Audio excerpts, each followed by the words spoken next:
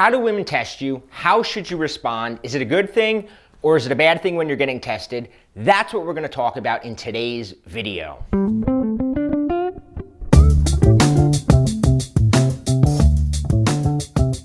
So let's talk about tests. First though, I want to tell you a story about the exact moment that I learned to love being tested by women. It wasn't always this way, in fact. Long ago, I was really clueless to the fact that women were even testing me at all. I didn't know that they tested men. I thought that when a woman got kind of bitchy or she got demanding or said sarcastic things, that she was like signaling to me that they weren't interested, right? That this behavior signaled disinterest. In my naive brain, I thought that would mean I had to up my interest level. I had to show even more interest. I had to try harder to win her over. I had to be a better guy. You would think so. But when I really started paying closer attention, here's what I started to notice. Showing more interest, coddling her, apologizing to her, only seemed to push her further away. The more she got away with, this is number two, the more she got away with, the less respect she seemed to have for me.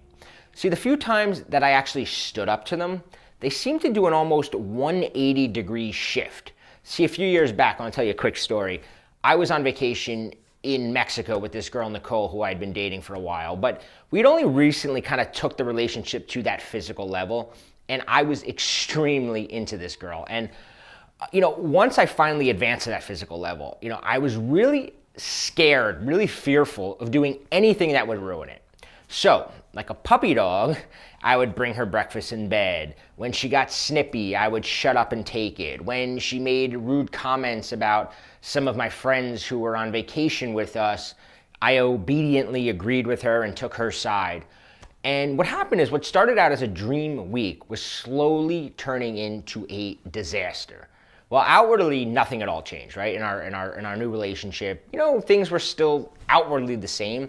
I sensed that I was losing all of her respect for me. Even worse, I felt helpless to do anything about it. She had me, and worst of all, she knew it.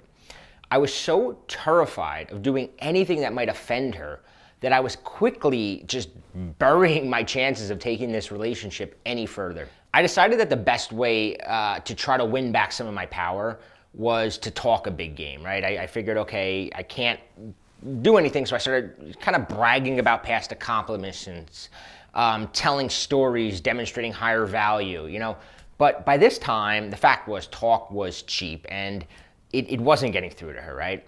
By the end of the week, I had pretty much already come mentally to the conclusion that I blew it, that this relationship was over. I sensed that she was slipping away, and I kind of basically accepted this as my fate.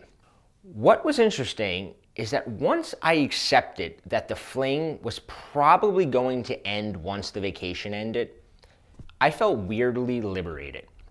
The last day of our trip, the two of us got into this debate, right, about our flight home.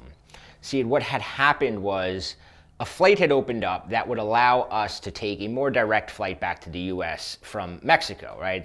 Our initial flight had a stopover, a long wait. But the problem was that only two people could take the flight.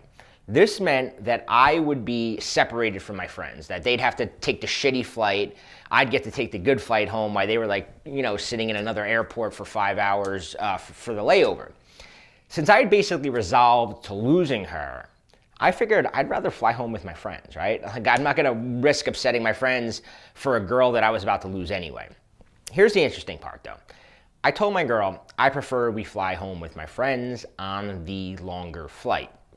Which of course, right, this sets her off into a bitchy and sarcastic mood, and the entire ride to the airport, she's just silent, right? She'd barely look at me, just kind of in this edgy mood. When we get to the airport, she's walking faster, leaving me and my friends behind and continually telling me, hurry up, in this bitchy tone. Finally, I had enough, right? I stopped dead in my tracks, and I said, I came down here with my friends. We came here with them. I'm not gonna leave them.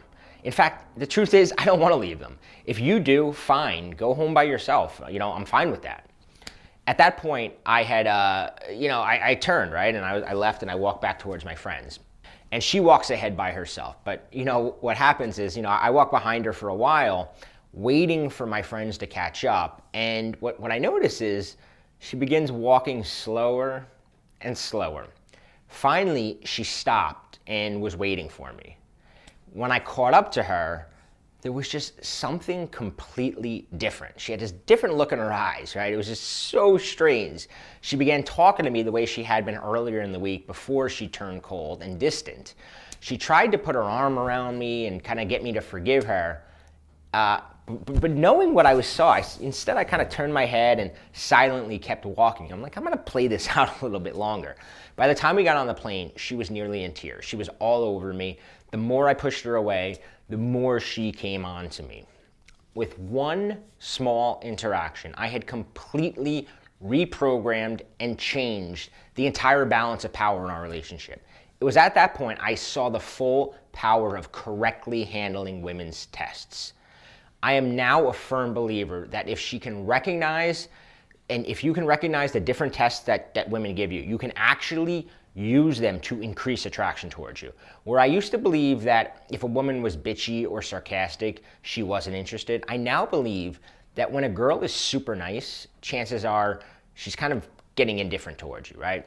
This is especially true early in an interaction with a woman. You gotta pay attention to this. When she starts saying things like you're a jerk or you're a player, she's testing you. She's testing you to see how you handle yourself. How do you handle yourself under this sort of confrontation? Will you fly off the handle in anger? Will you bow down to her, right? Will you bow down to her? Will you resort to lying? Will you put your tail between your legs and leave? Women are gonna do things to see if you are congruent, right? How congruent you are. If you're presenting yourself as a cool guy, they want to see, is he really that way? They're going to try to shut down your game. They don't want to be open to your escalation if they know that you may not be worth it, right? They want to make you work for it. Now, I hope this encourages you to look forward to tests instead of fearing them. In one of my other videos, I explain a little formula for always passing shit tests. You can find it on my channel. But there's something even more important that I want to tell you about, and that's your mindset. Because if you have the right mindset, right, you need to get your mindset right in order to do any of this. And I highly recommend downloading and going through my Players Paradigm audio program. It's $9, and you can download it at makesmalltalksexy.com/player. And what you'll find in that program is that it gets you thinking in a way that you're not gonna tolerate certain behavior, and you're gonna naturally react the way that you should react, and you're not gonna have to kind of think about it. So check that out, makesmalltalksexy.com/player, and don't forget to subscribe to my channel.